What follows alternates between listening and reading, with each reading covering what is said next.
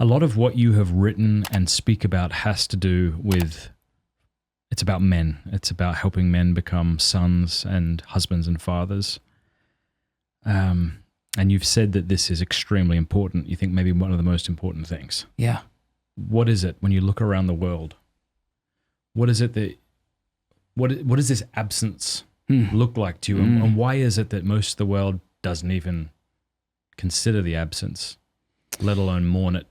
Oh, well, there's a lot of reasons for that, but let's just paint the picture. If statistically, so 90% of youths in prisons come from fatherless homes.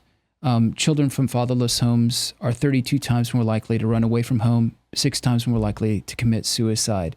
If you have a single mom raising her kids, the poverty level is almost 50%. Dropout rate is 70% out of high school. I think, no, actually there's a 70% probability if the father's still in the home that the child will graduate. But obesity, depression, there's like 70% chance that the child will suffer from those things without a dad in the house. Columbia researchers found that children from 2-parent households who have a strained relationship with their father are 68% more likely to get into drugs, alcohol, premarital sex. And then I think Pew Research found that dads have twice as much power in helping their teens stave off premarital sex. And then there was a fascinating statistic that came out years ago. I don't know if it really still applies, but if the father was or if the mother was the first to convert to Christianity, there was a 17% probability that the family would follow. But if the father was the first to convert to Christianity, there's a 93% probability that the family will follow. All this says is that the human father is the epicenter. He is the foundation, because society goes by way of the family and the family goes by way of the father. If you want to change the world, you get that guy, you change him. And because if we want to convert the world, the church must be, I guess, renewed. And the church is in desperate need of renewal. I think it's starting to happen, though. And if the church is to be renewed, the microchurch of the domestic family must be restored to what it really is called to be, which is an icon, a living icon of the Trinity, self-giving love. And if that's to happen, then marriages need to be revitalized. But that can only happen if the man is the husband of father, the leader, if he is like basically a father in the image of God the Father, like Saint Joseph. So my belief is when I look around at the landscape, what I see is men will work hard. Men are goal-oriented. They are doers. A lot of times they're achievers, but they're shooting for the wrong target. And, I don't care how much I shoot for the wrong target, hit it dead center every time, I'm still not hitting the target. And that's what we're doing. We're achievement, fame, wealth. These are the things that men are, or just getting the attaboy at work, which we all liked. But human respect is shifting sand upon which no man should build his house. Because you might like me today, and so I live my life to get you to like me. Mm-hmm. But then if you shift, you don't like the way I dress, the way I act, the performance, whatever I'm doing at work, then I need to shift from my identity to please you. And then pretty soon I keep shifting to where I'm no longer who I really am, and my identity is meant to lead me to my destiny. Who God created me to be is going to help me to achieve what he wants me to be for all eternity, and I'm going to bring others with me. So when a father is checked out, let's just put it this way. There's a great study. Oh man, this just came to mind. There's a great study. It's the longest study on human beings that's ever been done consecutively. It's done by Harvard. Robert Waldinger, it's the largest TED Talk ever, 45 million. And Robert Waldinger is the 4th lead facilitator on this study. It began in 1938 during the Great Depression, and they had 2 subset groups. One was sophomores at Harvard, and the other one were inner city kids in Boston, very poor. And they started following these kids. There was 724 of them. And they followed them throughout their lifetime, the trajectory of their life, their marriages, their relationships, their kids' kids. That study is still going on today. There's still 64 participants who are still alive from that original study. And there's now thousands now participating in it from the outgrowth of it from, the people's families. But this is what's so fascinating about it. They were like, what makes people live longer? What gives them greater health? What are the greatest predictors of like death or early death or disease, all these things? And they were saying, what do people want the most? Well, millennials, 80% of them, their life's goal is to be rich. 50% is to be famous.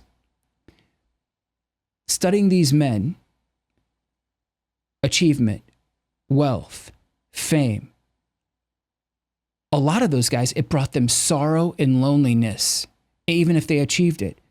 But the one thing, the one factor that was a predictor in longevity for health and life was relationship. Mm-hmm. If you had one solid, loving, caring relationship, even if you bicker with that person, that relationship would prove to give you additional years in life and a healthier outcome. And your brain would function better. What they found is 1 out of 5 people suffer from loneliness now. And they're finding that toxic loneliness actually declines brain cognitive, functionality. And it also causes health problems. It's like toxic loneliness is... What does that mean? What's toxic loneliness? So it's where you have no friends and you feel isolated. And if we believe the stats, Pew Research just came out saying that 15% of men have toxic loneliness. They don't have any friends. So would toxic loneliness be defined against loneliness in that it's not just occasionally, right, or moods of loneliness, as it were, but kind of deep set, ongoing feeling of... I think it's cyclical, or it's a dynamic where you get trapped inside of it, where you can't get out because you have no friends, therefore you forget how to socialize, or you're not practicing at that, and then you don't take the risk to do that. You're afraid people will betray you, or you become suspicious, and therefore you become trapped in this dark room of self, and then you begin to have the deprecation, the disparaging comments about yourself, the discouragement that leads ultimately to despair. But toxic loneliness, the effect on the neurological system body is the equivalent of smoking a half a pack of cigarettes a day. It's insane. So what you're saying is if I have a good relationship, I could smoke a cigar a day and it'd even out. You'll be okay. Good. You'll be okay because it heals. Yeah, the relationship heals. Yeah. That's wild. Yeah. So it covers a multitude of sins. Yeah. Right. Friendship. Yeah. Love and friendship. Wow. Right. So I'm thinking, I keep coming back to this line of Christ's Satan has desired to sift you as wheat. Yes. What a bastard. Well, and look at what he did with Peter. He isolated him. Yeah. Peter sinned and he went out and wept bitterly. Judas, isolation. That's where the devil works on us. And this is why I bring this up, is the most difficult thing for men is relationship. Because we are goal-oriented. We're solution-based. And so you give me a project, I'm on. I'm going to finish that project. We're going to do it right. We're going to watch a ton of YouTube videos, whatever it takes to get that job done. But a relationship isn't a project. It's a person. And relationships are hard because I don't know how to fix my wife. I don't know how to fix my children. And that's actually not the problem. That's actually the reality, is you're not supposed to fix anyone. What you're supposed to do is actually enter in and love them and give of yourself. And then there's a flourishing in you and in them. And that's what we call family and marriage, at least the way it's supposed to be, the way that God designed it. But this is what's so interesting about that study from Harvard, is that we're meant for relationship. And why? And you know this better than I do, but God is eternal relationship. 3 persons so self-giving in their love. They're literally in the other. One, and then it's the exitus, reditus. From God, we are born, we are created, and then He wants us to return back ultimately to that beatific vision, to that relationship, so we can participate in it for all eternity. But it goes by means of the human relationship. So we have to learn how to have a relationship with God now. We have to learn how to have a relationship with our wives now, our children now. That is the context for sanctity. That's the context for salvation. That's the context for holiness, is the relationship. When we don't enter into those relationships and we're workaholics, or we're trying to achieve fame or wealth,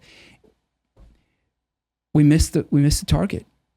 And we wake up 50 years kicking that can down the road, and we're wondering why we're divorced, or we're wondering why our wife hates us, or we're wondering why our kids don't talk to us anymore. We spend We spend the health of our youth to get wealthy. And then when we get older, we spend our wealth to get healthy again. Oh. We work so that we can achieve by neglecting those who we work for.